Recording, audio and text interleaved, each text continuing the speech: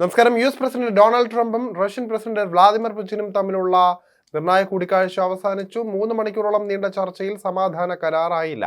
Russia Ukraine വെടിനിർത്തൽ വിഷയത്തിൽ ധാരണയാകാതെയാണ് ചർച്ച അവസാനിച്ചത്. പല കാര്യങ്ങളിലും ധാരണയായി എന്നും അന്തിമ കരാറിലേക്ക് എത്തിയില്ല എന്നും ട്രംപ് വ്യക്തമാക്കി. നാറ്റോ രാജ്യങ്ങളുമായി ഉടൻ സംസാരിക്കും, അതിനുശേഷം തുടർ നടപടിയെന്നും ട്രംപ് കൂട്ടിച്ചേർത്തു. യുക്രൈൻ സഹോദര രാജ്യമാണെന്നാണ് പുടിന്റെ പ്രതികരണം.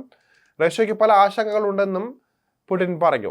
സമാധാന ചർച്ചകളിൽ പുരോഗതി എന്ന് പറഞ്ഞ പുടിൻ ചർച്ചകൾ തുടരുമെന്നും അറിയിച്ചു. ട്രംപിനെ പുടിൻ മോസ്കോയിലേക്ക് ക്ഷണിക്കുകയും ചെയ്തു. അതേസമയം ധാരണയായ കാര്യങ്ങൾ ഏതൊക്കെയാണെന്ന് ട്രംപും പുടിനും വ്യക്തത നൽകിയിട്ടില്ല. വരും മണിക്കൂറുകളിൽ കൂടുതൽ വിവരങ്ങൾ ലഭിക്കുമെന്നാണ് അറിയുന്നത്. അലാസ്കയിലെ ആങ്കറേജ് US സൈനിക കേന്ദ്രത്തിലായിരുന്നു കൂടിക്കാഴ്ച. ഉച്ചകോടി ഫലപ്രദമായാൽ റഷ്യയും യുക്രൈനും അമേരിക്കയുടെ മധ്യസ്ഥതയിൽ വൈകാതെ ത്രികക്ഷി ചർച്ച നടത്തുമെന്നും ട്രംപ് വ്യക്തമാക്കിയിരുന്നു. നേരത്തെ 7 വർഷത്തിനിടെ ഇതാദ്യമായിട്ടായിരുന്നു ഇരു നേതാക്കളും നേരിട്ട് കൂടിക്കാഴ്ച നടത്തുന്നത്. യുക്രൈനിൽ 3 വർഷമായി തുടരുന്ന യുദ്ധം അവസാനിപ്പിക്കുന്നതിനുള്ള പരിഹാരങ്ങൾ കണ്ടെത്തുന്നതിനായിരുന്നു കൂടിക്കാഴ്ച.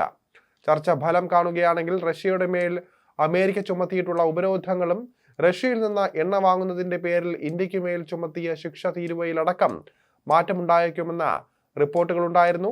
ചർച്ച പരാജയപ്പെടുകയാണെങ്കിൽ ഇന്ത്യക്ക് മേൽ കൂടുതൽ തീരുവകളോ ഉപരോധമോ ചുമത്തിയേക്കാമെന്ന് US treasury secretary Scott Bessent നേരത്തെ വെളിപ്പെടുത്തിയിരുന്നു. ചർച്ചയ്ക്ക് ശേഷവും യുക്രൈൻ യുദ്ധം അവസാനിപ്പിക്കാൻ തയ്യാറാകുന്നില്ല എങ്കിൽ റഷ്യ ഗുരുതര പ്രത്യാഘാതം നേരിടേണ്ടി വരുമെന്ന് US പ്രസിഡന്റ് ഡൊണാൾഡ് ട്രംപ് മുന്നറിയിപ്പ് നൽകിയിരുന്നു.